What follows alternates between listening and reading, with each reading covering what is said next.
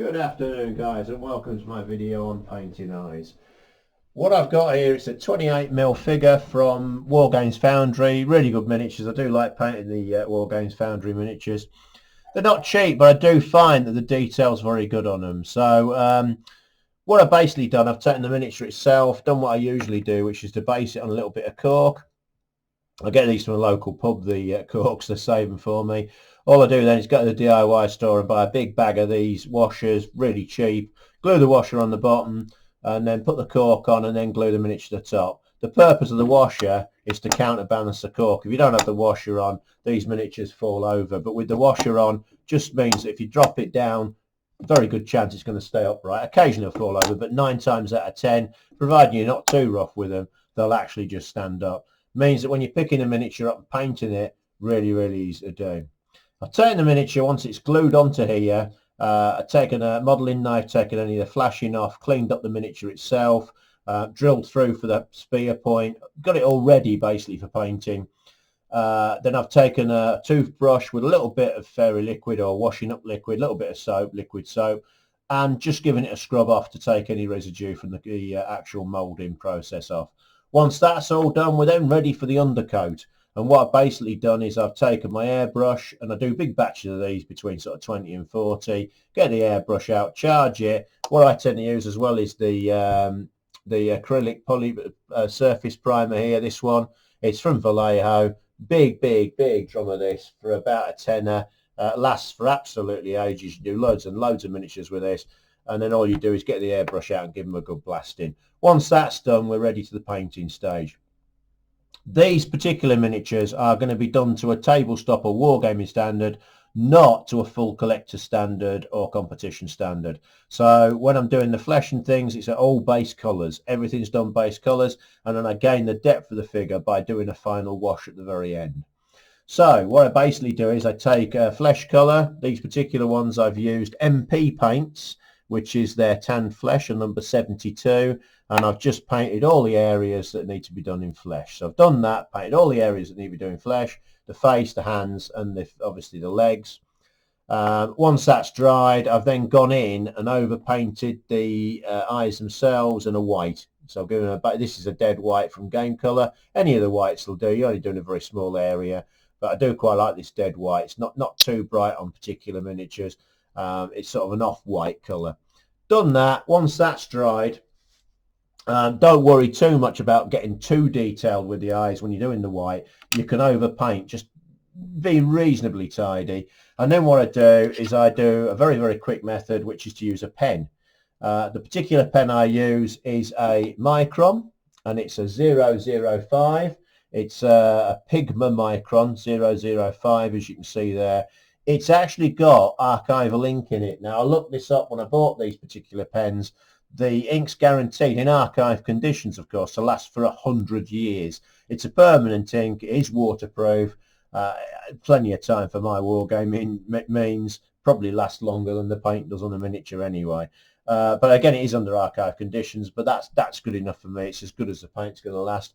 And one of the things I do like about these pens, not only, I don't know if you can see how fine the tip is on that, not only is the tip super fine, the actual shaft of the pen down to the tip's really fine, which means if you're doing some work in a recess, or you're going past a helmet or something on the actual miniature, you don't get parts of the pen caught on it and then miss. It's a really detailed method. So we've got the actual whites done. We're now going to do the pupils. So you take the miniature. When I'm looking at the actual miniature itself, what I want to do is to keep looking straight on at the miniature. So I actually look down and straight on at the miniature. I'm going to try and do this one looking straight on. If you want it looking to the left or the right, whatever you do to one eye, you need to match up with the other eye, and then it stops it looking sort of googly-eyed when you're doing it.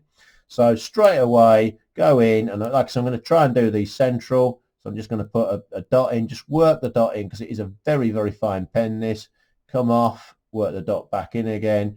Okay, now I'm happy with that side. I'm going to take this and do this side, but what I like to do is to keep a view of where that one is, and then I can match it more or less perfectly and straight away. And if I was doing this with a brush, it's very difficult, I think, to judge where the end of the brush is. But with these pens being very solid, you can't over push and the paint doesn't go everywhere. Very accurate way of doing it. Once you've done that, as you can see there, the actual pupils on the miniature itself look really, really good, and they're really, really equal. When you finish with the pen, obviously I wouldn't just do one normally. I'd be doing batches of about 8 as a minimum. Do 8 of your figures, get them to this stage, then take your pen. And the important thing is, it does say on the website these pens should last 2 years if you look after them. One of the things I think is important, make sure you click your lid back on. Okay, so click your lid on, put your pen to one side, and we're ready to block in that actual eye again. Going to take the MP paints here, your flesh, the tan flesh colour, just get a tiny bit of the paint. We don't need a lot because we're only doing one miniature here. Put it onto the palette. I'm going to wipe off my surplus paint here, recharge my brush, and then what I'm going to do is I'm going to block in the miniature. Now what I like to do is to start on the nose. So do either side of the nose and just block it back in, because you always end up with some paint riding up the side of the nose there, and it never looks good on the miniature. Then what I do is I start around the bottom of the eye, and I curve it around to each edge. All right, so start at the nose and sort of do like a C shape as I'm working it in, and then I work it in gradually until I get the look I want at the bottom. Don't worry too much, because you can come back and have another go if it's not quite right. So do the same on the other side, work it in, and now I'm going to do is work across the forehead. Okay, so I'm going to start at one side, work across the forehead, blocking the eye, and I just want this actual flesh really touching the actual pupil itself. So I want the actual flesh at the top of the eyelid touching the pupil and bring it down at the sides. So sort of another C to match the other one. And then what I'll do is I'll go in at the bottom again once I've done the top, and I'll get them just to come into each other until, and it's a good idea to sort of move away from the miniature and have a look and decide when you're happy that the actual eyes look okay. At that point, we're done.